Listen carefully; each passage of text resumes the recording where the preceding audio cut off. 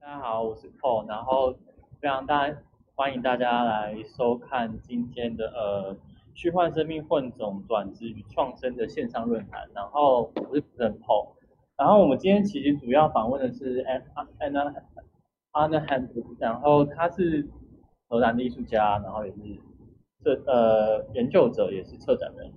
然后，但是也有人称他为是一个激进的生态学家。那他其实常常关注的议题就是人跟环境之间的关系啊，所以他有一个很长期的计划，就是超神奇缩小人计划，所以这延伸到他很多之间相关的计划都跟这个计划有关。然后他其实就是对这些事情都非常有兴趣，所以是一个很不断找寻一些问题的一个很有热情的艺术家这样。那他其实现在在荷兰的瓦罕恩宁大学驻村。那他明年会在线上虚幻生命混种转殖与创生的展览中展出，所以大家如果到时候有兴趣可以直接来观看。然后除了我与 Henry 阿内之外，还会有应彤是今天的语坛人，然后他是阳明大学心智哲学系的研究所的助理教授。然后他其实领域主要是心智哲学、意识研究跟神经理论学。然后其实因为我跟应彤之前有很多对谈跟合作，所以我想说，这次如果有应彤加入的话，可以有更多不同层面的讨论这样。好，Today we are very happy to invite Arne to be here to sharing about his practice and research. I think it's kind of first time ever he personally face to face to the audience in Taiwan. So I'm gonna pass the time to Arne. So you're gonna to share. Hey, hello. Yeah. Hello, Paul. Yeah. Thank you for joining me for this talk, everybody. Let's start with a short ceremonial dance.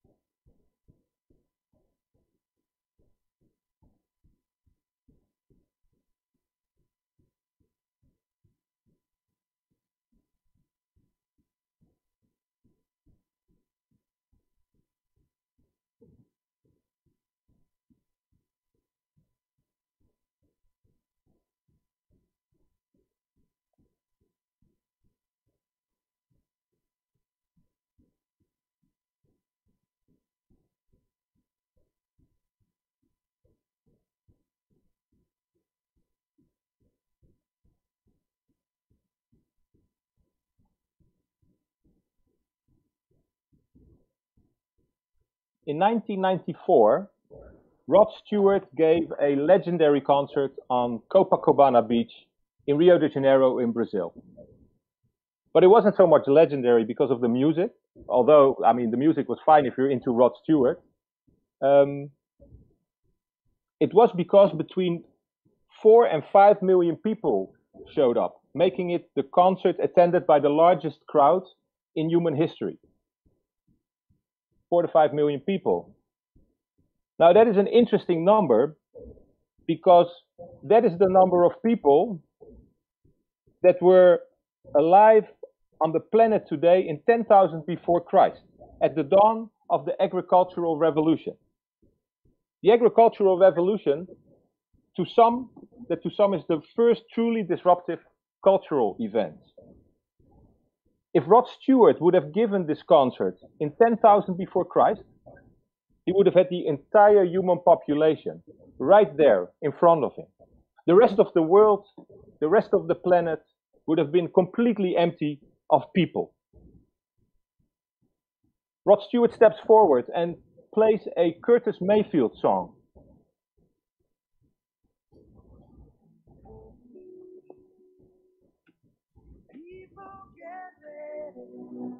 There's a train coming. You don't need no ticket. You just get on board. All you need is faith to give a diesel spark. You don't need no ticket. You just thank the Lord.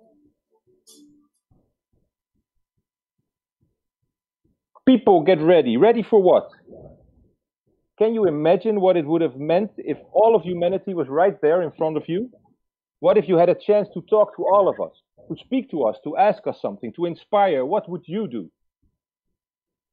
Now, obviously, a lot has changed since 10,000 before Christ. For every one person back then, in 10,000 before Christ, there are more than 1,500 people today. In other words, every village of 1,000 people has turned into a city of 1.5 million. There are almost 8 billion people. And a lot of these people are worried, and of course a lot of people are worried that our planet is not able to sustain us much longer. And you can see the graph and how that steep increase is worrying us. At the same time, as most of us know, people have been getting taller. So I'm from the Netherlands, so I'm very aware of this. And though you cannot really see, although you saw it maybe a little bit in the video, I'm 195 centimeters tall, so almost 2 meters, so I'm quite tall. And in fact, growing up as a child, I was always the tallest boy in my class, something that I didn't like at all. And if you want to get into the psychology of all of this, it might have something to do with why I started investigating human height. In any case, the Dutch, as you can see in the graph, have grown quite a lot. If you look at the bottom one, it's Netherlands, and you see the top one is 1830. That's how tall we were. We were, on average, people in 1830 were about 154, 64, 65 centimeters tall. And then we started growing, and now we are on average 184 centimeters tall. We used to be the smallest people in Europe, together with Italians and Spaniards, and now we are the tallest people in the world. We grew almost 20 centimeters on average, which is crazy. On an evolutionary scale, that is unprecedented. I mean, if it were any other physical change, but length, we would be terrified. But because it is height, we are proud. We love it. Somehow this growth in height confused us into believing it is an intrinsically good thing to be tall. I know perhaps the same for you in Taiwan, I don't know, but increased height is generally explained as a sign that things are going well. And to some extent, it is hard to argue with this. It means we have relatively stable conditions, we have enough food and medical care, especially as a child. Basically, conditions for growing taller are in place. But what is a good height? And at what point do you actually move beyond the optimal height? There are no real guidelines as to where we are heading as a people. So although the conditions that lead to greater height might be a sign of a stimulating environment, that doesn't necessarily mean that greater height itself is good. Obesity, to some extent, can also be explained as the result of good conditions or affluent conditions. Of course, not always, but sometimes. But of course, obesity itself is not good. And perhaps height has become a similar thing. But where obesity is something that worries us a lot, height is something that we continue to celebrate. The more height, the better. So anyway, there are a lot of people, and these people are getting taller. But where people are very concerned about the increase in numbers, 8 billion, nobody seems very concerned about the individual size of those 8 billion people. But let me illustrate with a chair why I think it is important that we take individual size into consideration. So it's a short story about this chair. It's of course a very famous chair designed by Ray and Charles Eames. But a few years ago, the factory that produces these chairs in Europe, that's Vitra, noticed that the sales of the chair were going down. They were not selling the chair anymore. They were not selling it as well as before. And the question was, of course, why? If you're a business, you're going to ask, why are we not selling our product? So they did a survey and found out that customers didn't think the chair was comfortable anymore. While the chair had remained the same size as it was in the 1950s when it was designed, actually the chair is from 1957, I think, the customers of the chair had become taller. And the chair had just become too small. It was not comfortable. And this chair is 8,500 euros I don't know, something like $10,000 to buy. So you can imagine that if you buy this chair, you want some comfort. So people were not buying it. So this being a commercial enterprise, a company, they had to decide to make the chair 10% bigger. And here's, of course, my argument why it's important that we do not just think about numbers, but also about size. To make the same chair 10% bigger, you need 33% more resources. Because, of course, a chair is a three-dimensional object, just as people are also three-dimensional objects to some extent. So those are the laws of proportional growth. 1.1 times 1.1 times 1.1 is 1.33. It's 33%.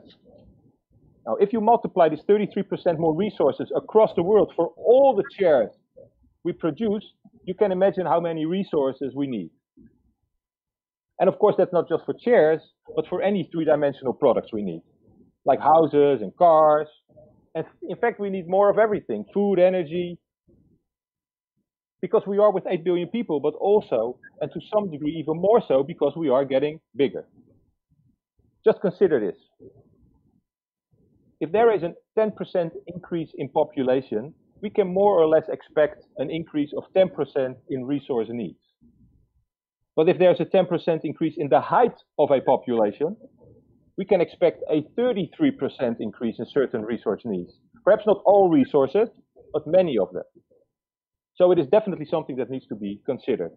I've actually suggested something that I call myself HHP, which stands for Human Height Print, sort of a variant of human footprint, as a way to address and measure the impact of human height on our needs. As a point of departure, I use Paul Ehrlich's famous formula, I is P times A times F. Impact is populations times affluence times technology. So that's Paul Ehrlich, the very famous ecologist. Human impact on the environment equals the product of population, affluence, and technology. Since then, and this is a formula proposed in 1971, there have been numerous sustainability measurements, but until now, not a single one takes human height into consideration. So it's time to change that. And if there's anybody out there that is willing to help, please, because I'm not very good at mathematics and statistics, so it would be great if somebody got in touch with me and helped me put this human height P print on the map. But let's for a moment now return to our irrational love for greater height. Perhaps we should ask ourselves if it hasn't become what in evolutionary theory is called a Fisherian runaway, after the biologist Fisher. He was a biologist doing research on the influence of evolutionary development of persistent directional female choice. And you see the definition right there. What I mean is that because females tend to prefer taller males, over time, taller males will have more offspring, and therefore there will be more tall people. It becomes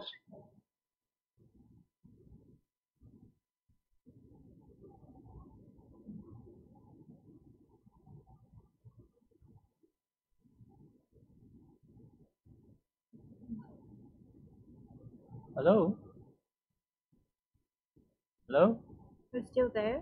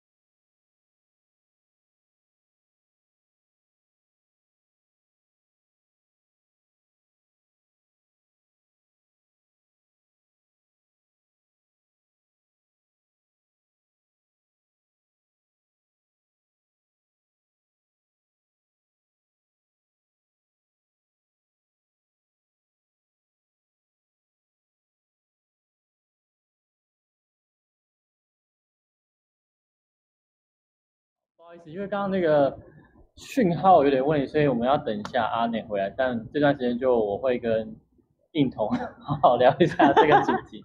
然后为什么我会找印彤来提？就是之前我们有一个 project 有合作，其实跟阿内这个计划有点关系，因为它跟缩小人身体嘛。然后我之前跟印彤也讨论计划，就是身体的存在感这件事情。所以我觉得这方面心理哲学或哲学其实给我们很多不同的层面的想象，对不对？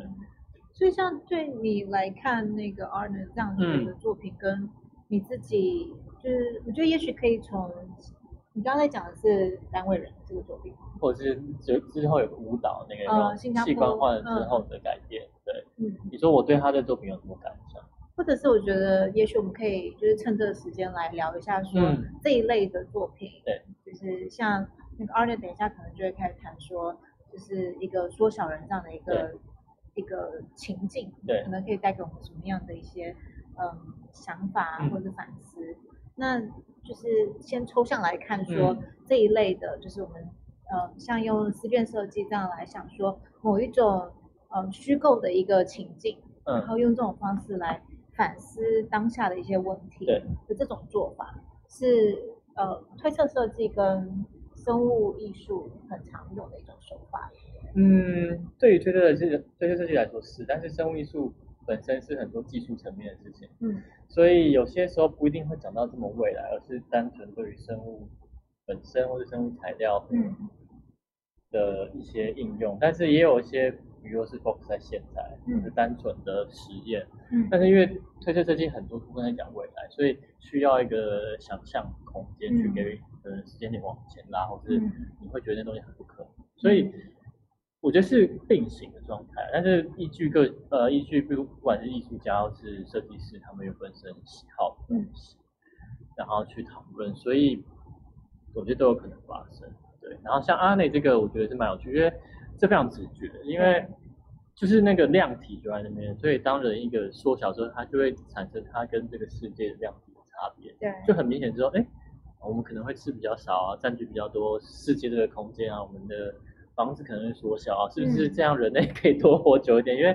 资源可以慢慢的被，以一个比较悲观来说，当然就是慢慢被使用掉，就不会那么快被使用掉。对，所以我有一个蛮好奇的问题是说，像就是先不管作为创作者，像作为观赏者，就是从一个创作者角度来想，你们会期待，或者是你们有没有任何期待，是说作为一个观赏者在看到这样去了解这样一个情境，然后或者是看到一个作品的时候，他可能会有的一些想法上的改变，或者是心境上的改变，还是其实你根本就对观赏者没有任何的期待？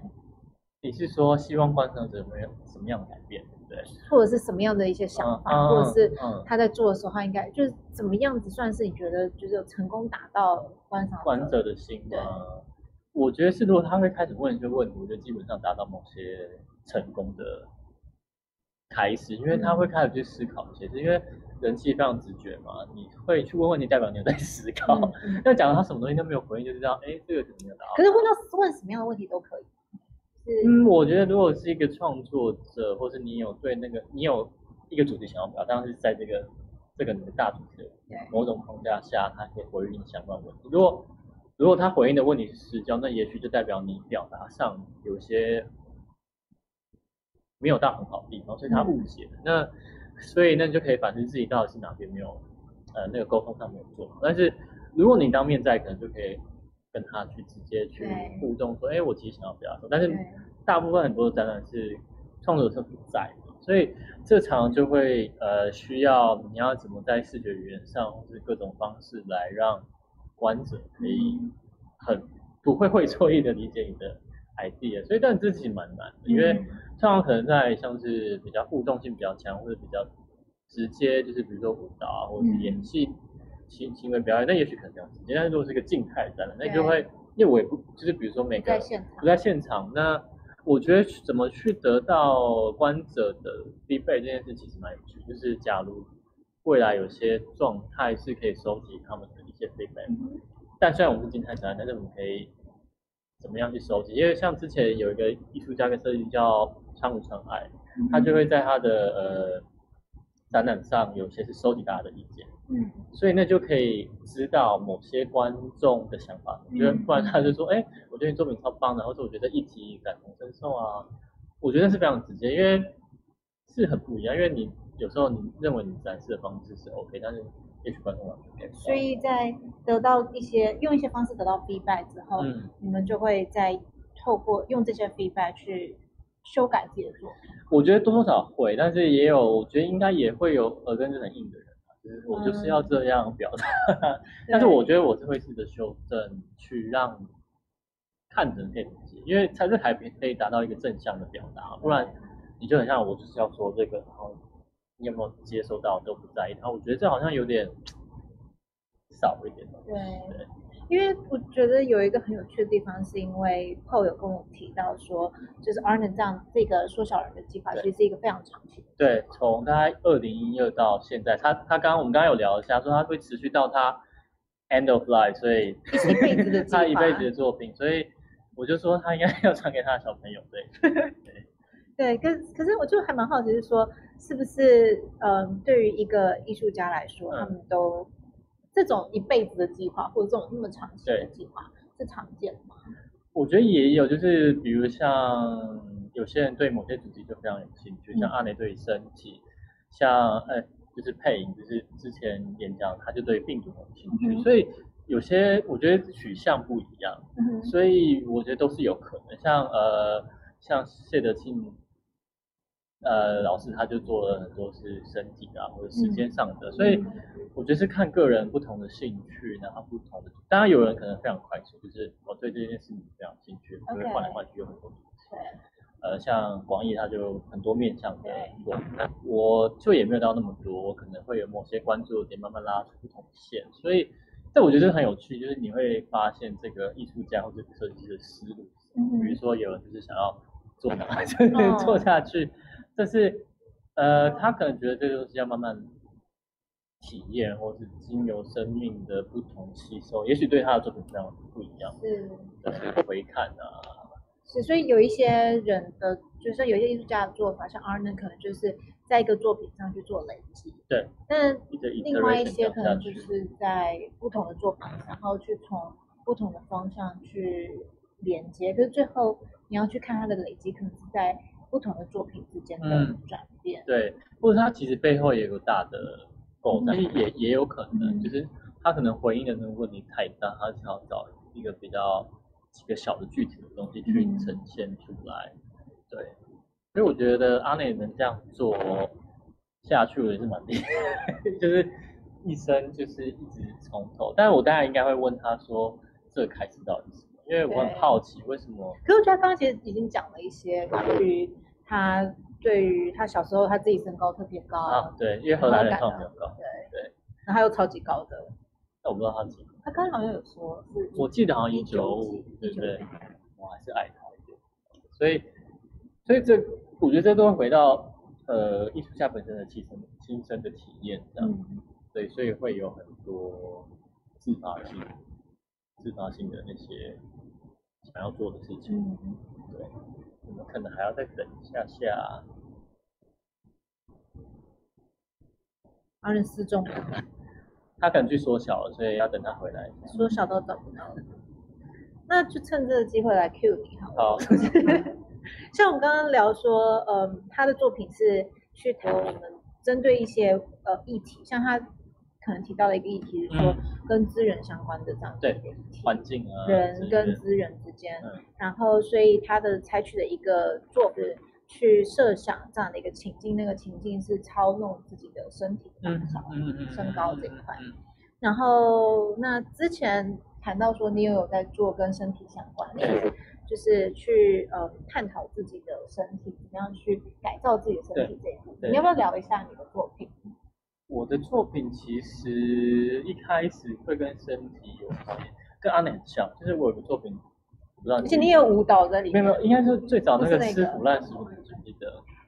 然后跟阿磊这作品其实有类似，因为它回应到环境议题。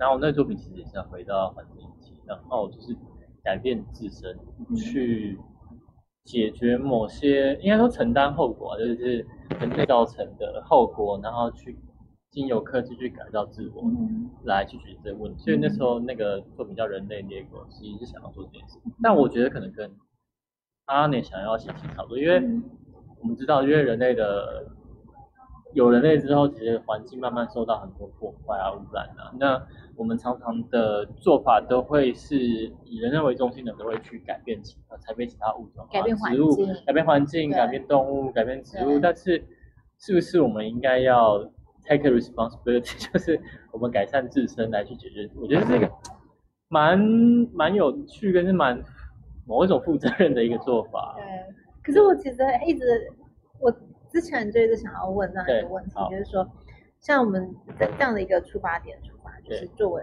我现在在岔题了，对，就是作为一个以这样子的一个目的出发，对。然后其实前面预设一件事情，那件事情就是我们的消耗量太大了。对，你说，但是人类本身消耗量对人类的消耗量太大，可是造成消耗量太大的这样的一个结果，不一定完全是因为我们真的有那么大量的需求，欲望，对，或者是我们对于自己的需求的理解，我们会觉得我们就是需要这么多。其实我们以为我们需要这么多，但是其实不需要这么多。对，然后导致就是我们有没有可能就是即便是这样的操作下，像是把身体缩小，对，或者是怎么样自己的身体。OK， 然后你还是仍然没有办法处理，或者是解决那个真实的那个问题。那个问题我懂，就算很 physical 可以做很多事情，就算我们缩小了，可是我们还是就欲望超强，对，我们还是超爱吃饱费。就是我有2公分的身高，但我200公分的欲望，但他也许做不了，对不对？可是你的期待就可能是说，好，假设我今天那个缩小多少，然后呢，我的财富就会增加多少倍。这好像不是等比的哦。缩小多少，财富就会增加多少倍，所以我就预期说，那现在就应该享受多少倍的生活。但其实没有办法这样比，对不对？但心理哲学或哲学要看，就是这是很现实的问题。那哲学角度怎么去关注，或是怎么去解析？就球被丢回来的感觉。但因为我很想要理解，因为我们就算设计师或艺术家本身有自己的想法，常会寻求一些更多，你知道我不敢说准确，就是更多角度去看待这件事情，所以会想要理解，不管可能科学家或者哲学家想象的都不一样，或是他们理解的。我觉得一部分就是像你在问说哲学家会怎么样去想，或者心理哲学家会怎么想。但其实搞到像我刚刚丢那个问题，其实就是为什么？我懂。我的点就是在于说，也许那个问题本身并不是在于生物层次的问题。不一定是在于资源需求的问题，可能是意识上，或者是我们的心理上，或者是这整个社会的结构，或者是甚至有些人可能会认为是跟资本主义认为就是那么强调消费的有关这样子一种对于世界、对于价值的认知所导致的。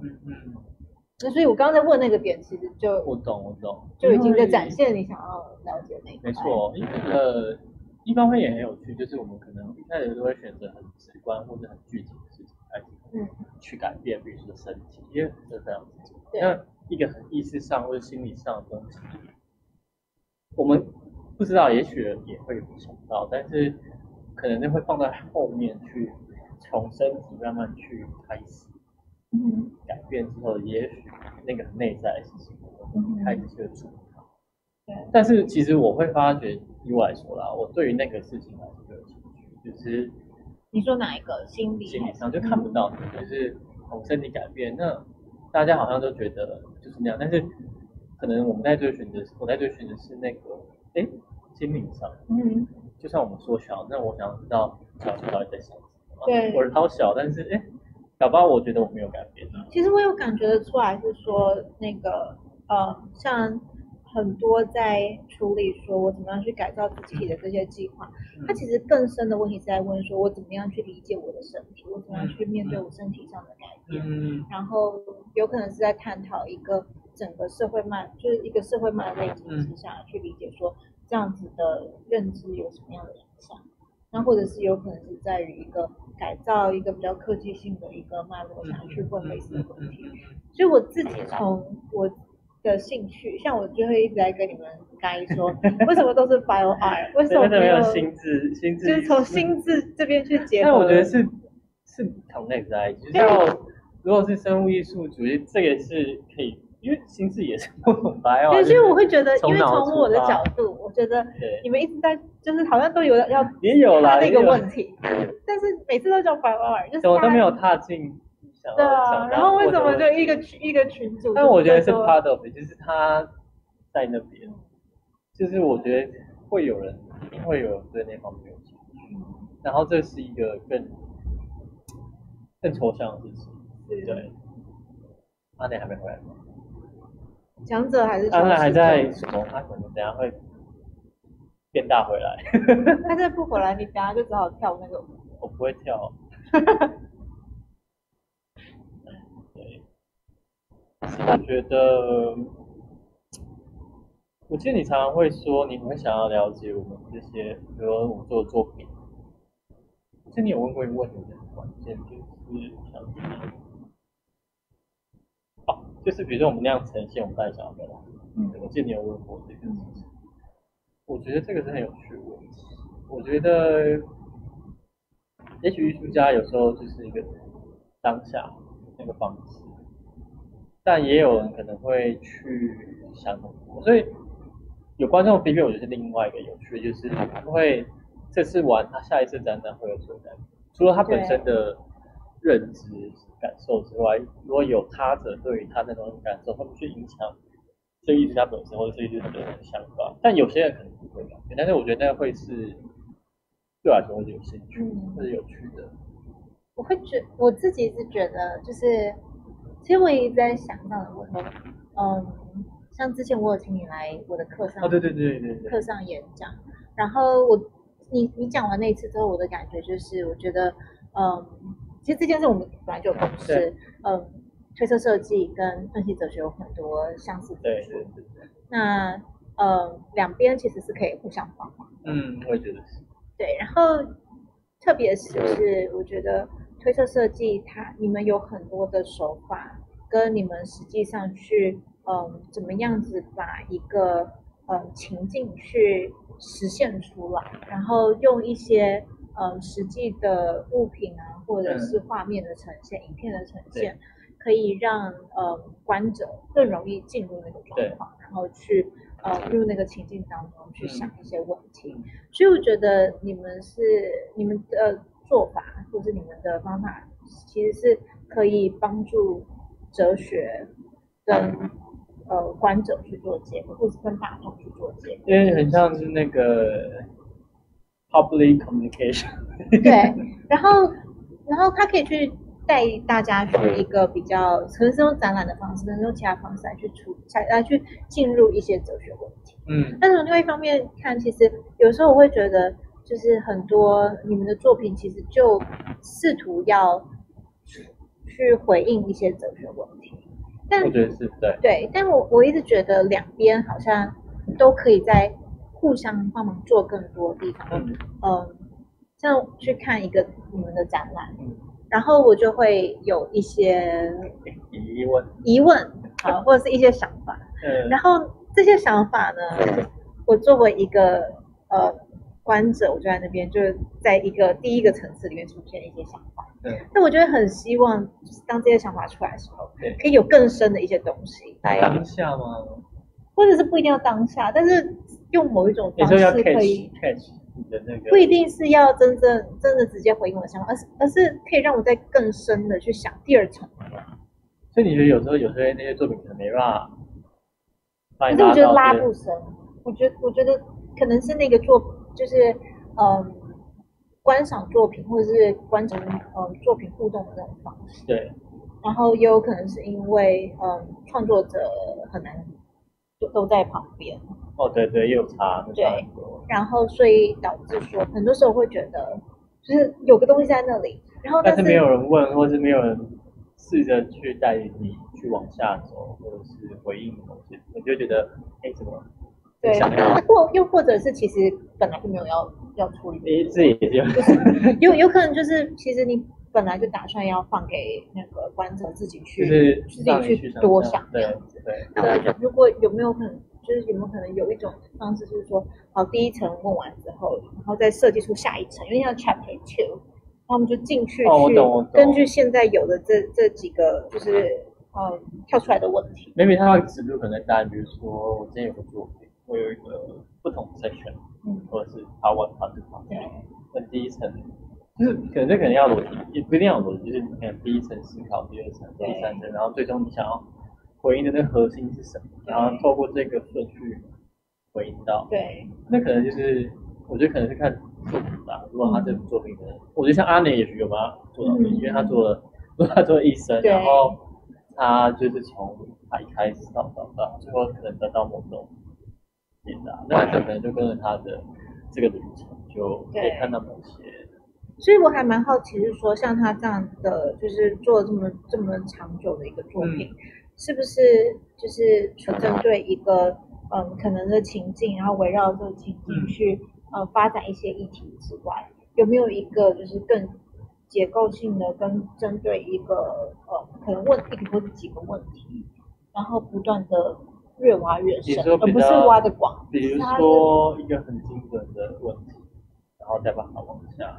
对，就是可能是去问一些从就是第一层问题发展出来的第二层、第三层问题。大家可以问他这个问题。如果他出现的话，他还在缩小中。他回应吗？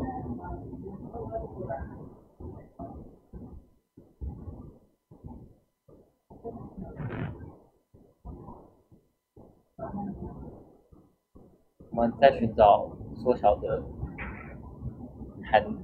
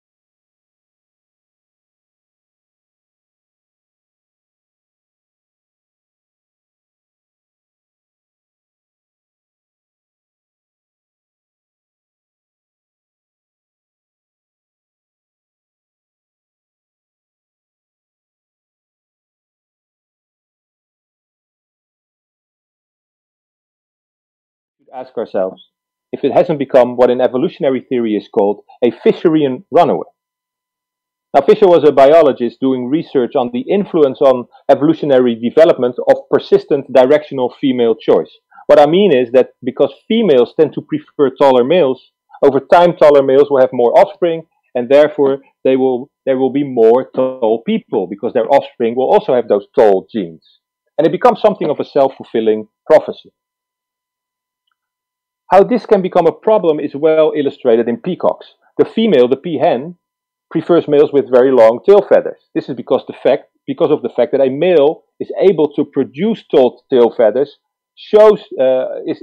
actually indeed an honest signal that this male has the energy and the resources and the stamina to even create those tall tail feathers. So it's an honest sign of his strength. And this is desirable for a peahen. Just as strength in a human male is also desirable. And tallness is often read as a sign of strength. Now, over time, offspring will increasingly consist of either males with very long tail feathers or females with a high preference for tall tail feathers, which means that over generations, we end up with peacocks with such long tail feathers that they become a problem. On the one hand, because in creating these feathers, they neglect other important functions. Like all their effort goes into the feathers rather than muscle power or quick reflexes or any other important qualities an animal might need in order to survive. On the other hand, because those feathers become so ridiculously long that in themselves they become a liability. They cannot fly away, they cannot escape predators because the feathers get in the way, as their only function is to impress females, not to fly or do anything else. What if we look at our exploded human height from this perspective? What functionalities have males been neglecting because they put all their energy into height? Are we weakening ourselves to impress the ladies? So, the guy in the video is Robert Wadlow, the tallest person that ever lived. Eventually, he became 272 centimeters tall. Look how he's flapping his impotent wings while the women still seem to desire him, strangely enough. Is this a perfect metaphor for what is happening in the world? For what is happening to our species? Now, Robert Wadlow eventually died when he was 22 years old because of an infected blister on his foot. He didn't have the stamina to fight the infection because all his energy was already committed to keeping his body functioning. He had no reserves. So he has become the ultimate human illustration that bigger is not always better, and that big systems are complex systems, and that complex systems are vulnerable. J.B.S. Haldane, the eccentric geneticist, said it very clearly. We are not tall because we are complex. We are complex because we are tall. It's not that our body responded to some intrinsic human value that needs this large vessel. The large vessel basically inspired the complexity. The question then is where complexity turns into a liability. And if we've come already to that point. I mean, I'm sure, dinosaurs felt great about themselves just before the meteor hit the earth and wiped them out. But are we not also in danger of becoming like those dinosaurs? So to summarize, let's watch my perfect personal favorite research of all time. It's an experiment called the Barbie doll illusion, done by the Karolinska Institute in Stockholm. And as for the credentials of this research institute, this is the same institute that gives out the Nobel Prize for Physics, so it's proper stuff. And although it looks kind of, we'll see. Now what you see in this video is an augmented reality situation where the subject sees a body that is not his, but that he's made to think is his body. So he's basically looking at some other legs, but thinks they are his legs. And then they show an object and ask what size it is. And you can see what happens next.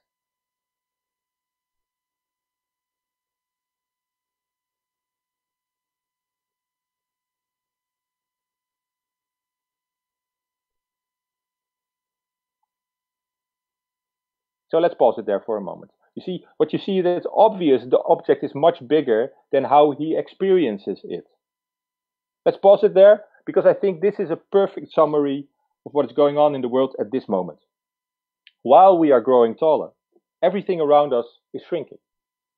In the experiment, the scientists wanted to prove that we use our body to measure everything around us. And since I'm 195 centimeters, my world is probably a lot smaller than the world of most of the viewers. I just presume, as is often the case, that I'm the tallest here, or one of the tallest at least. So the shocking conclusion of the Barbie doll experiment is that as we are growing taller, planet Earth is shrinking. Literally. And I don't even mean this as a metaphor.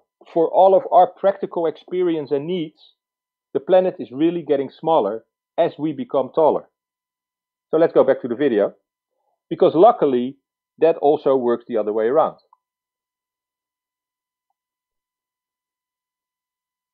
If the body was to get smaller, well, I kind of mixed up the sequence. Anyway, if the body was to get smaller, our world would increase in size. Here you can see how they make this connection between the legs and the person, the subject, just by touching it. And this is already enough to fool a human being. How sophisticated. Anyway, he's showing another cube, and I guess you can sort of guess what's going to happen. He is asked the size of this. And then, clearly he is showing a much wider cube.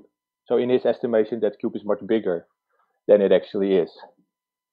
If we fast forward this, again, even smaller. This is, of course, why it's called the Barbie doll illusion, and this is also why it's such a great experiment. And the outcome of this is, of course, that the cube becomes even bigger. So, if the body was to get smaller, our world would increase in size. We would have more of everything. We would shrink towards a situation of increased abundance rather than grow towards increased scarcity. So let's have a look at what it would mean for the human body if we were to become smaller. And I would like to illustrate this with two amazing basketball players, Shaquille O'Neal and Nate Robinson. At one point, they were playing in the same team in the last year of Shaquille O'Neal's career. And this is their actual size. So you can see that Shaquille O'Neal is 260 centimeters, weighs 147, Nate Robinson 175, pretty average, and 82 kilograms. But of course, you can already see here the principles of proportional growth. While Shaquille O'Neal is not nearly twice as big as Nate, his weight is almost twice as big. In fact, it's 23% taller, but 78% heavier. But what happens if they become smaller? And it becomes clear that it would be extremely beneficial if the human species were to become smaller. You see how much the weight drops as we shrink. At 150 centimeters, he would only be 49 pounds. 130, almost just 30 kilograms. At a little over 1 meter, Shaquille O'Neal would only weigh 60 kilograms. And at some point, I proposed 50 centimeters. And at that, in that situation, Shaquille O'Neal would only weigh about 2 kilos. For a reference, that's the weight of a house cat. Let's say, small house cat.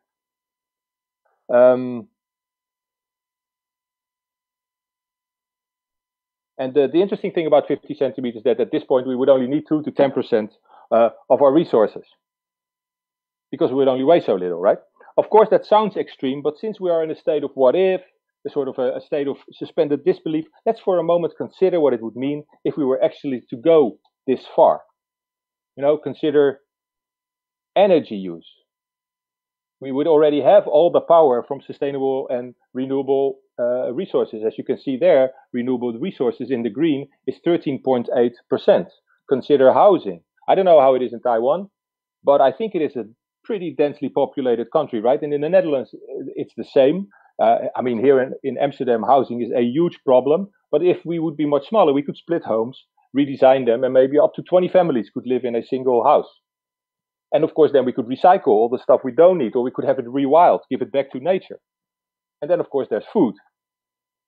This is a giant pumpkin. Could also be an orange, right? In our fantasy. A chicken could feed 100 people. We actually tried that with an ostrich. So we told each other, let's presume we are 50 centimeters and we have a chicken at our disposal. And then we bought an ostrich and we presumed, and we had a dinner party with 100 people and we ate that ostrich and there was even meat left at the end of the day. Became kind of a sort of a archaic, bacchanalic type of food craziness, but still it showed us that this feeling of abundance can be achieved.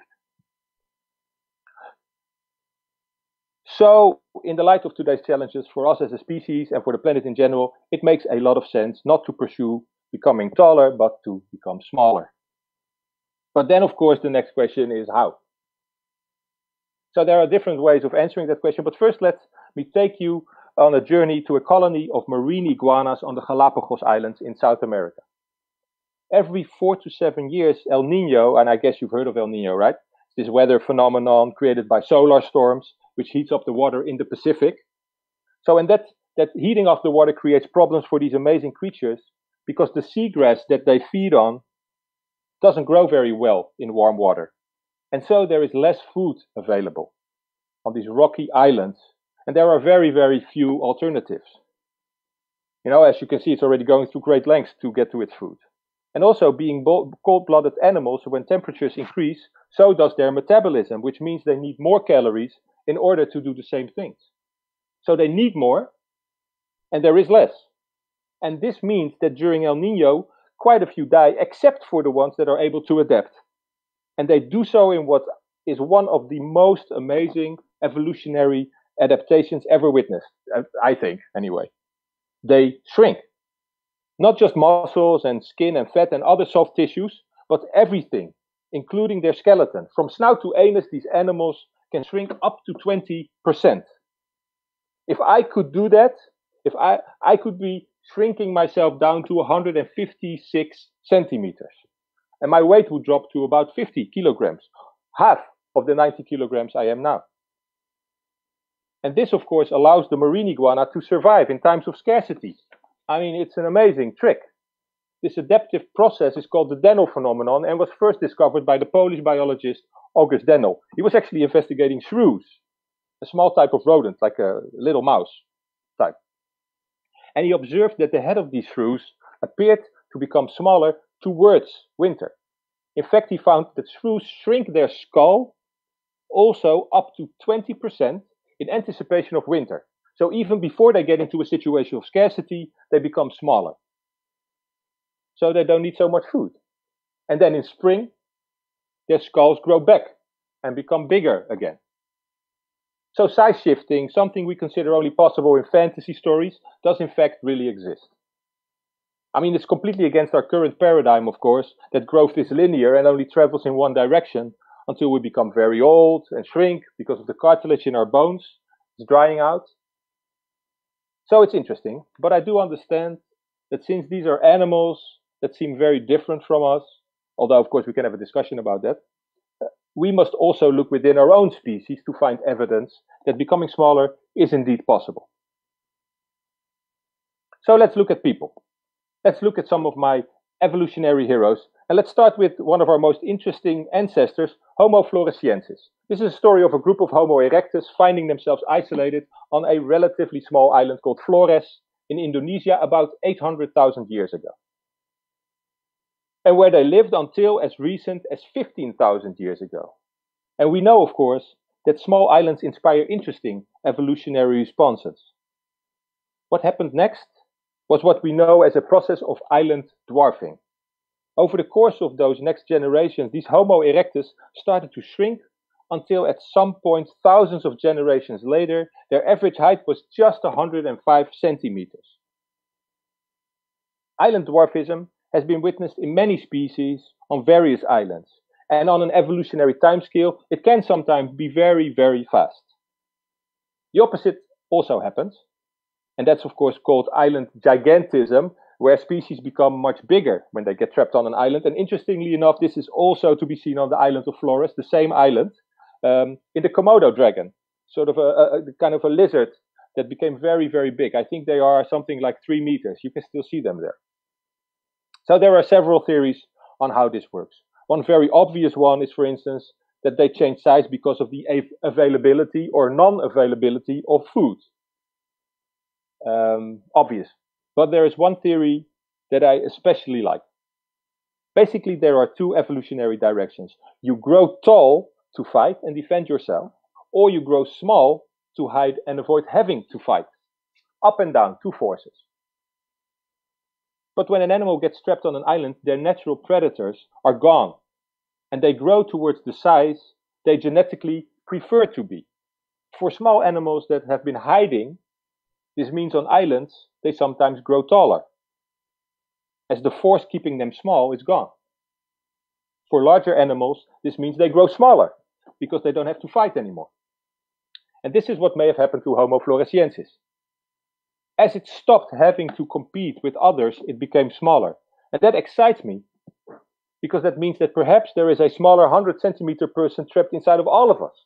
And that if we could only get away from this competition with 8 billion others and could relax, maybe we would become smaller. Second evolutionary hero, the Laren people. One of the most incredible stories is told by these people.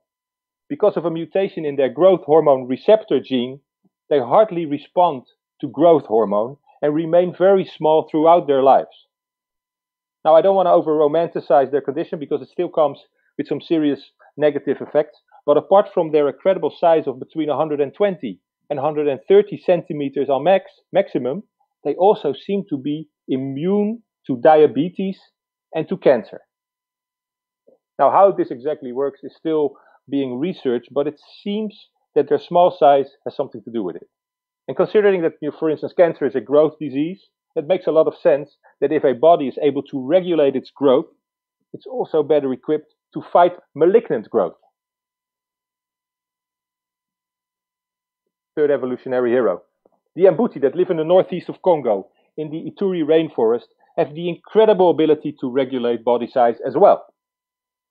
Unlike other short indigenous people around the world, they are able to neutralize growth hormone because they produce very high levels of growth hormone inhibiting hormones. So even if you move an Mbuti out of the place where they live in the Ituri forest and put them in other conditions, they remain small. Even if you change their diet, they remain small. Inside of their DNA, they carry secrets that one day may save humanity. And the last evolutionary hero I would like to point out are supercentenarians. Supercentenarians are people that are over 110 years old. So they are my evolutionary heroes, not per se because they're so old, but because almost all of them are and have always been very small. You can see here Jean Calment from France, the oldest person that ever lived, 149.9 centimeters. In fact, there is a direct connection between how tall you are and your average life expectancy. Each centimeter can add up 2 to 6 months to your average life expectancy. And for me personally, this means that on average, I have up to 20 years less time on this planet than a person of 155 centimeters. And it's not even the last 20 years that matter, It is because small people age slower, so they also remain much younger while they're living. They feel like 50 when they're 70, and they remain very vital well into their 90s. So this, for instance, can be witnessed in older generations in Okinawa in Japan, where people above 80 have an average height of around 148 centimeters. And they're also known for being very, very active until a very, very old age. Allow me to mention one more hero. The smallest, but also the biggest hero, Chandra Bahadur Dangi. He was only 54.6 centimeters tall and lived up to be 75 years old, which, considering he is from a remote mountain village in Nepal, is well beyond average life expectancy for that region. So, before I was talking about 50 centimeters and it seemed completely impossible fantasy stuff, let's take a moment and pay homage to Chandra, who showed us that it can actually be done. Somewhere out there are the pieces of the genetic puzzle that make a very small human species possible. The challenge is not that it cannot be done. The challenge is that we don't want it. And I believe this is because we are obsessed with growth. And this obsession materializes in our too tall bodies. In fact, I consider my own body to be the materialization of corrupted ideas of growth. Our obsession with growth is a chronic condition that is endangering our existence and the existence of so many other forms of life. So I'm going to make a kind of a strange switch, and I hope it makes sense. But a few years ago, while I was artist in residence at a large Dutch bank, something happened that sort of perfectly illustrates this obsession with growth. As part of my work, I presented these 85 posters with an assortment of stories related to the notion of shrinking and shrinking the human body, shrinking our consumption, shrinking our economy, and so on. And on one of those posters was a red arrow pointing upwards, which was meant as a warning. Red, at least in the Netherlands, symbolic color to signify danger. So a red arrow pointing upwards to warn that growth can be dangerous, and the green arrow pointing downwards to signify the opposite, that shrinking can be safe. So I proposed it as a better alternative to the current economic paradigm of continuous growth. So anyway, we opened the exhibitions with that arrow in place, and when I returned a few days later, I was surprised to find that someone in the bank had actually turned the image around.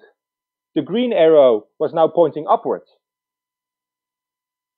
which is how growth and accumulation is always regarded, of course, in a financial context. But I don't know, perhaps they thought I made a mistake or they wanted to help me. Who knows what happened? So I repositioned it as I intended, only to find that the next day it had been turned around again. And 1 week later it happened again. And continued to do so over the entire course of the exhibition. And I never found out who actually did it, with whom I was having this battle of wills, so to say. But to me it speaks volumes. How did we end up believing that growth is always the better alternative, that it's always good? How did we end up embracing this idea of continuous growth? Perhaps, at least in the Anglo-Saxon context, the word growth has some clues for us. And I would be super interested to know more about how this is related also to Mandarin language. Hopefully we can have a talk about that later. But anyway, the root of the word growth, as well as the word green, in the Proto-Germanic language is the word grü that you see there in the middle.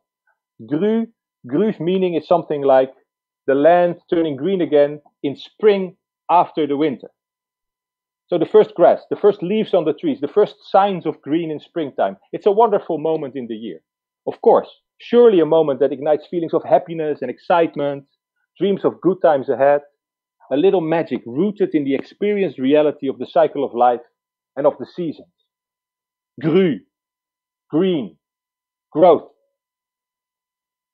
But already here, those meanings and feelings are starting to mix up and confuse us.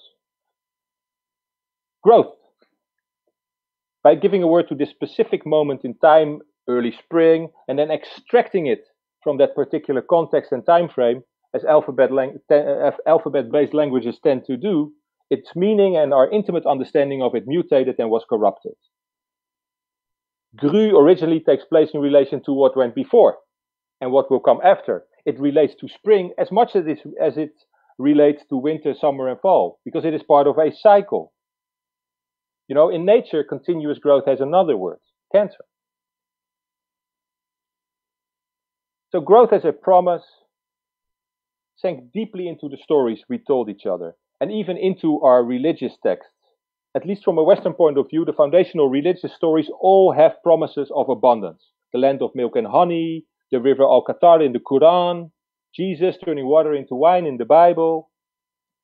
In the town of Almolonga in Guatemala, this prosperity gospel has translated into the growing of very large carrots. The bigger the carrot, the better God thinks of you.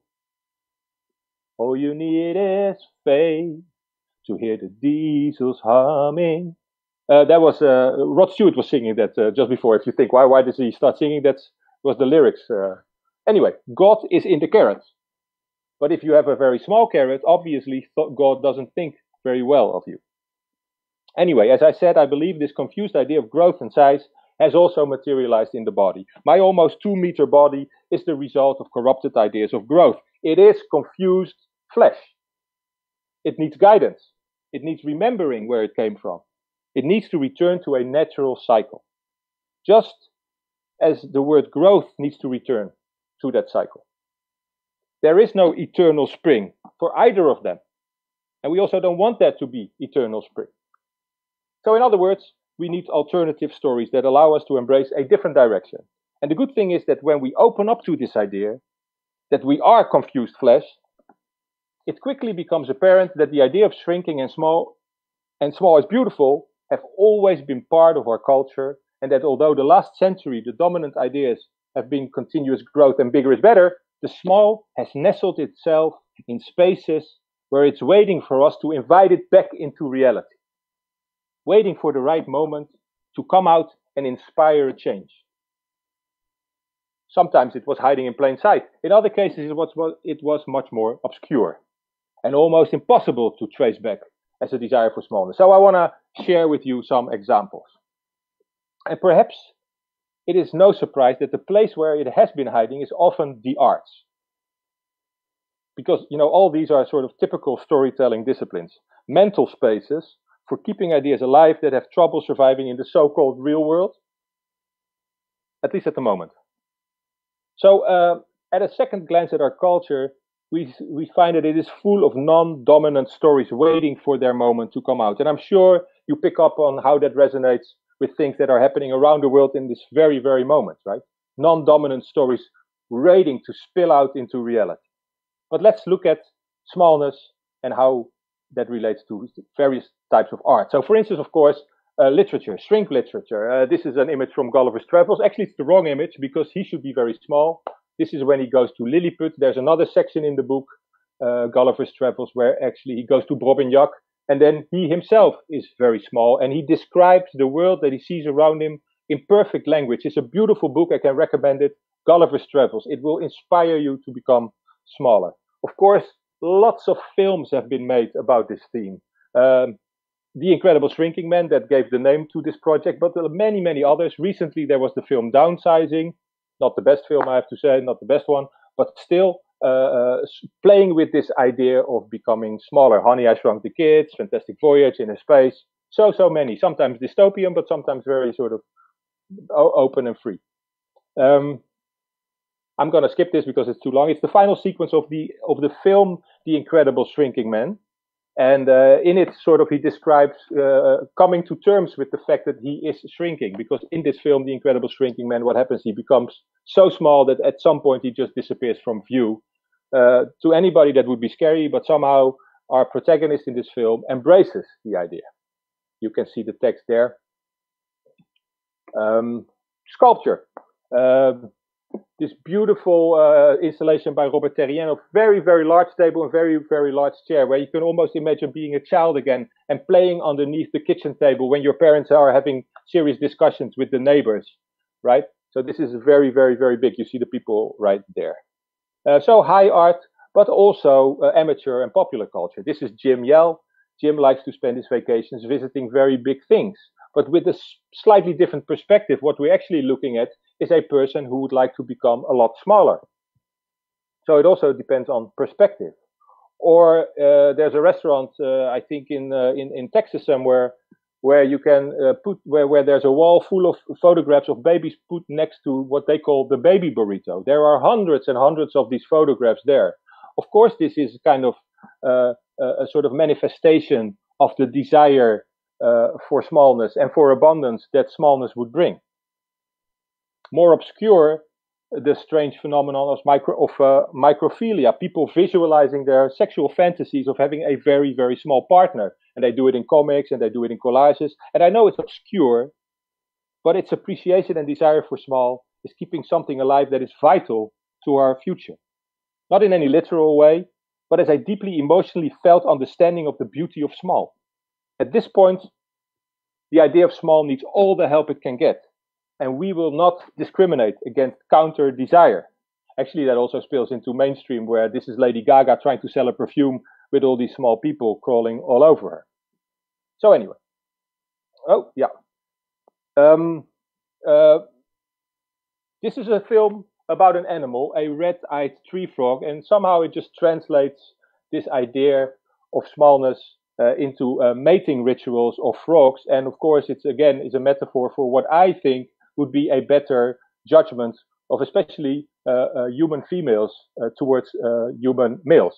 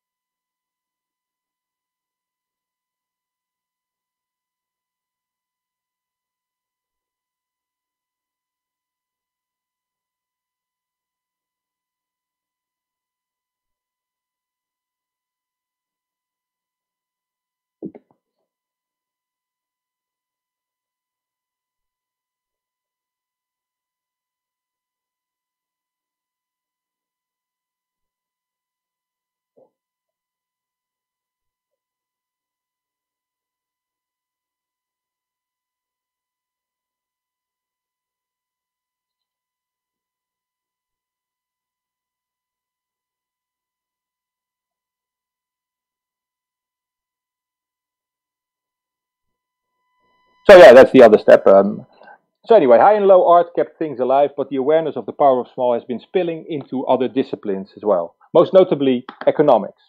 At least since the 1970s, with the publication of The Limits to Growth, that showed that we needed to change if we wanted to continue to live good lives on this planet.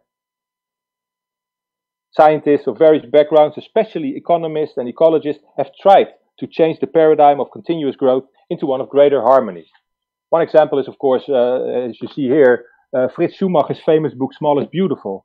And I think in it he even uses the term Buddhist economics, and maybe we can talk about that a little bit later, because you obviously know a lot more about it than I do, to acknowledge that Buddhism developed many of the concepts that we now need so desperately, like the elegance of using as little resources as possible to use a goal, like spiritual over material, and the recultivation of our own desires to overcome its destructive power. In the same spirit, what I'm saying is that a big person is not more human than a small person. So why waste all the extra resources and energy if in the end the outcome is the same? A person. Part of our struggle to rebalance ourselves with the planet is about recultivating our desire so that it becomes a more positive force. I myself would like to learn more about such ideas and how to practice them. Perhaps next year, when I'm able to come to Taiwan, I can. Now, desire is a strange and sometimes unpredictable force. After I had been talking about my desire to shrink the human species for a few years, I got an email from the United States from a guy called Donald Platt. And it complimented me on my research, and he said, oh, you're doing really great research. But then he plainly stated, we are already doing it. I'm an independent scientist and researcher, he said, and I'm working for NASA, and I have compiled a research on the possibility to shrink animals to bring into space, because we want to go to Mars and live there. But because it's so expensive to send cargo into space, we're thinking about shrinking livestock for the journey. And then when we get to Mars, we can genetically reprogram the animals so that their offspring is taller again. And then he said, and it kind of blew me away, what goes for the animals can also be done with astronauts. And we're thinking about that as well. So here was a scientist telling me that the desire to go to Mars was initiating an interest in shrinking people because of the budget. Actually, somehow, maybe, perhaps for all the wrong reasons, but we're still in touch. Perhaps next year's project could involve a follow-up study by Don and myself. We've already been discussing it. Now, the way I look at it is that Earth is already a spaceship, obviously, and that the payload of having us tall people is already more than enough reason to start shrinking. I don't believe we have to go to Mars. We should stay here, but we have to change if we want to. Now, where does this leave us? What can we do to embrace the notion of smaller? How can we commit at least part of ourselves, let's say 20%, just like the marine iguanas and the shrews, to the notion of small? How can we practically start making a change? Well, to try to answer that, I want to return to Okinawa. We've already seen how the elderly there have managed to be up to something like 20% smaller than the average Japanese person. But there is another thing that they can teach us. When they sit down to have a meal, they don't say, have a nice dinner, or bon appetit, or whatever you guys say. I don't know what you're saying, but they say, hara hachibu, which means eat until you are 80% full. So instead of telling each other to enjoy the meal as much as they can, they give each other some sound advice not to eat too much and to keep 20% empty space. And that to me is an amazing piece of advice, because that 20% space to me captures the possibility to make a change. We all need space to make a move. If we're up against the wall, we cannot take a step forward. The same 20% that makes the supercentenarians of Okinawa live much longer, healthier lives is the same 20% that allows the marine iguana to survive El Nino, or the shrews to survive the winter. It's the same 20% that will allow our ecosystems to heal themselves as we take the pressure off our resource needs. It is the 20% that feels like a substantial change, but doesn't feel impossible. It is the 20% of not taking the car, but taking the train. It's the 20% of not building an extra floor on our home. It is the 20% closer to home that will stay this summer. It is the 20% that will create the space all our overstretched systems need to heal themselves, including the economy. So at the moment, the world is in turmoil because our economy this year is set to shrink 5 to 6%, right? I believe that the fact that our systems are not equipped to deal with a 5% shrinkage shows how deeply sick they are. We need to find an economy that is able to shrink 20% while remaining robust and healthy. We need to find a dental economy.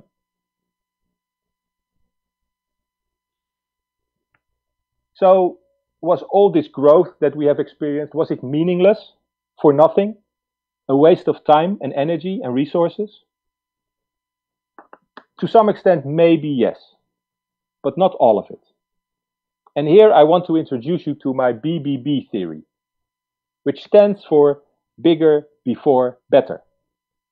Bigger before better. Let's remember the dinosaur.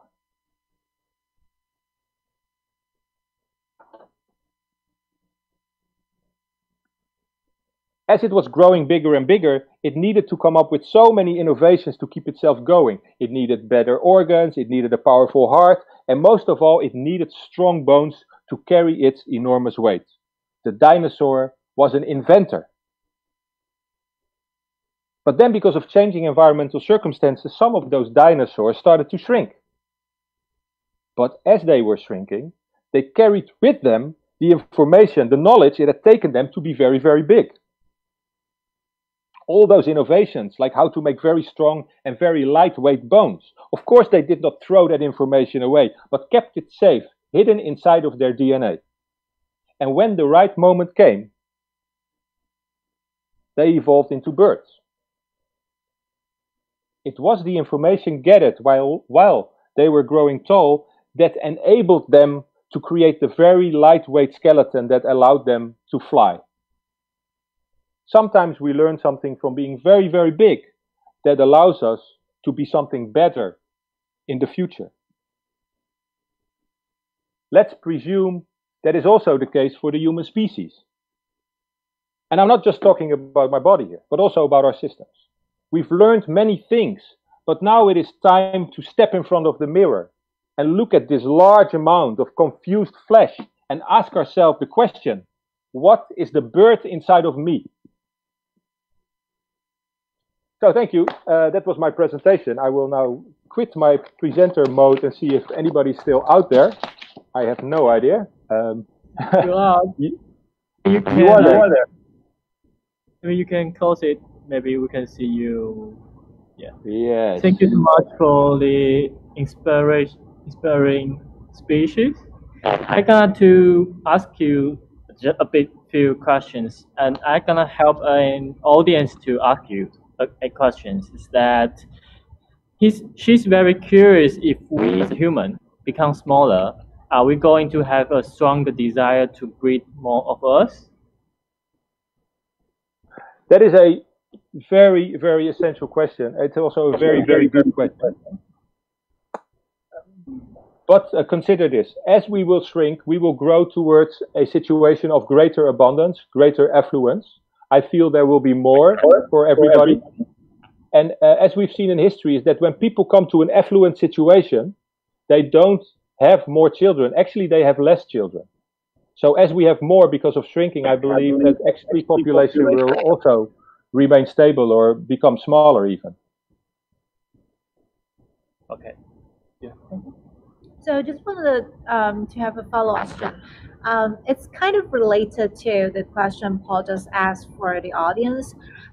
So the question is, since your project of people or thinking human is to, it's like a method in response to the shortage of resource. But this is kind of based on the assumption that we are using this amount of resource because we need this amount of resource. But somehow it's possible that we are using this amount of resource because we want. So instead of need, we want, or we think we need this amount of resource. So similar question, if we're going to think by like 30%, and we probably think that, well, and then I'm going to need more, or I'm going to get more, or I feel like I am like entitled to have even more. Yeah, again, very good point. Very good point. I hear myself again echoing. Could you just? Yeah, we'll just mute briefly. Yeah, just mute. Yeah, thank you. Again, a very good point. But just consider this: I am not looking for a shrinking. That is, let's say, from an outside. I'm looking for desire. So if people will show the desire to become smaller, this would be a sign that they are also willing to change, let's say, radically their needs and their desires. So I think that is one part of the question. I truly believe that our body is the manifestation of all of this. So I'm using the body as somehow the final container of all these confused desires that we have. This desire for more, this desire for dominance, desire for all these kind of things. So as the body becomes smaller, it also represents, let's say, the ability and our change desire to do with less. That's one part of the question, I would say. Well, one part of the answer. Yeah.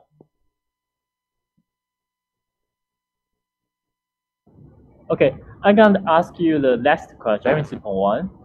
And I'm very curious, what's the starting point you start to these projects? What's your desire? What's the starting point for you? You start think of this idea. What started the idea, you mean? Yeah, what's the starting point? Well, I talked only slightly. I only talked very slightly about how I was always the tallest person in my class. When I was young, I was basically the tall guy. You know, everybody was picking on me, making fun of me. It didn't feel very comfortable. So I think I already very early on created an awareness, but also some sort of discomfort with my size. So for good and for bad reasons, I would say. That somehow always stayed with me. And then at some point where, of course, when I became a professional, when I started, the question of my body was still somehow present in my mind. And I started to research, just briefly, basically, investigate what actually influenced body size. And I fell into a world of incredible stories, strange reasons, genetic, historical, all sorts of different stories, evolutionary stories. And I never got out of it anymore. And still, you know, it's also about trying to come to terms with, you know, I'm a Western European man, white male. I am almost the worst, let's say, user you can imagine. And so I'm also trying to come to terms with this identity. And so my research into becoming smaller is also a research into embracing other value systems that will allow me to be in more balance and harmony with my planet. You know, because there is no other future for us than to learn how to become harmonious with our planet. There is no alternative. Even if you don't want to change, we will have to change. It will either be the hard way or it will be the not so less hard way. Both will be hard, but the less hard way. And by embracing myself these values rather than hitting the wall and then having to try to survive, it just makes sense to me. It's the thing that's always on my mind. You know, how can I change? Thank you so much. Let's change together. Yeah. Let's change. People get ready, like Rod Stewart said. Yeah, thank you so much. So we're going to end here. So hope to see you next year. Thank you very much. I look forward to it. Yeah. Bye. See you. Bye-bye. Ciao. Ciao.